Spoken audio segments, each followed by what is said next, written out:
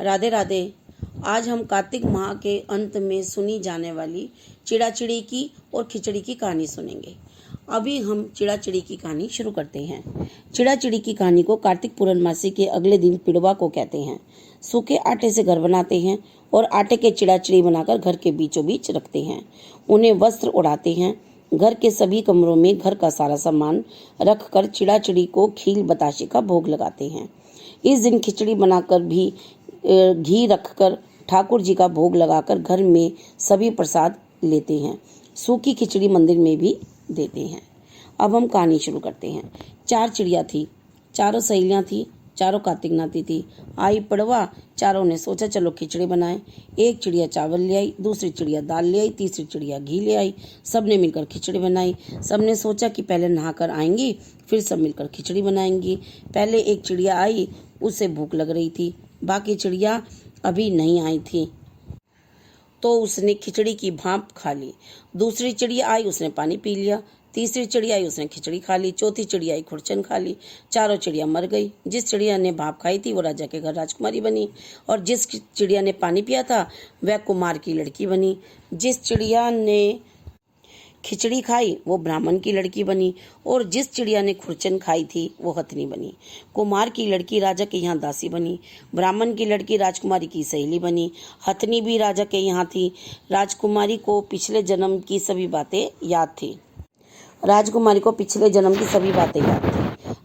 की शादी हुई। जब वह विदा हो रही थी तो उसने राजा से कहा कि मैं अपनी सहेली और दासी को भी साथ ले जाऊंगी। राजा ने कहा कि ले जाना। राजकुमारी फिर भी न जाए। राजा ने कहा कि अब तुम्हें क्या चाहिए? तो वो बोली मुझे हथनी भी चाहिए। राजा ने नौकर भेजे कि हथनी को ले आओ, पर वह हथनी उठे ही ना। तो राजकुमारी खुद उसके पास गई और उसके कान में पिछले जन्म की बात कही, जिसे सुनकर हथनी उठ खड़ी हुई। और राजा जब उसे देखकर तलवार लेकर खड़ा हो गया कि बता तू कौन है और हथनी से क्या बात कर रही थी? सच सच बता, नहीं तो मेरा सिर काट दूंगा। राजकुमार ने राजकुमारी को पिछले जन्म की सारी बात बता दी। राजकुमारी ने राजकुमार को पिछले जन्म की सारी बात बता दी। राजा ने कहा कि कार्तिक नहाने का इतना फल होता है तो हम भी जोड़े से कार्तिक नहाएंगे और खूब दान पुण्य करेंगे। बोला चिड़ा चिड़ी की जय। अब हम खिचड़ी की कहानी कहेंगे। एक बुढ़िया कार्तिक का व्रत करती थी तो कृष्ण उसके खिचड़ी का कटोरा रख जाते और बुढ़िया व्रत खोल लेती। पड़ोसन जलती थी कि इसका कोई नहीं, फिर भी इसको खिचड़ी खाने को मिल जाती है। एक दिन बुढ़िया कार्तिक नहाने गंगा जी गई थी। भगवान आए और खिचड़ी का बेला मकान में रख गए। पड़ोसन ने खिचड़ी का बेला उठाकर मकान के पिछवाड़े में फेंक दिया। बुढ़िया आई, खिचड़ी का बेला देखा तो उसको कहीं नहीं मिला। वह भूखी रही और कहने लगी कि कहाँ गई मेरी खिचड़ी और कहाँ गया मेरा बेला। पिछवाड़े में उस खिचड़ी के 2 फूल सूंघने से रानी को गर्भ ठहर गया। राजा रानी के कोई संतान नहीं थी। फूल सूंघने से रानी के 2 लड़के पैदा हो गए। लड़के बड़े होने लगे, पर वह बच्चे किसी से भी बोलते नहीं थे।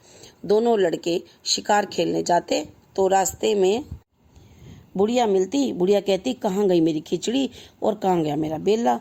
लड़के कहते हम ही तेरी खिचड़ी, हम ही तेरा बेला। जब भी तेरे लड़के शिकार खेलने जाते बुढ़िया कहती तो लड़के वही जवाब देते। राजा को पता चला। राजा ने बुढ़िया को बुलाया और कहा कि हमसे तो ये बोलते नहीं, तुमसे कैसे बोलते हैं? बुढ़िया ने कहा मुझे इस बात का नहीं मालूम, लेकिन मैं कार्तिक व्रत करती थी तो कृष्ण भगवान मुझे खिचड़ी दे जाते, तो एक दिन मुझे खिचड़ी नहीं मिली।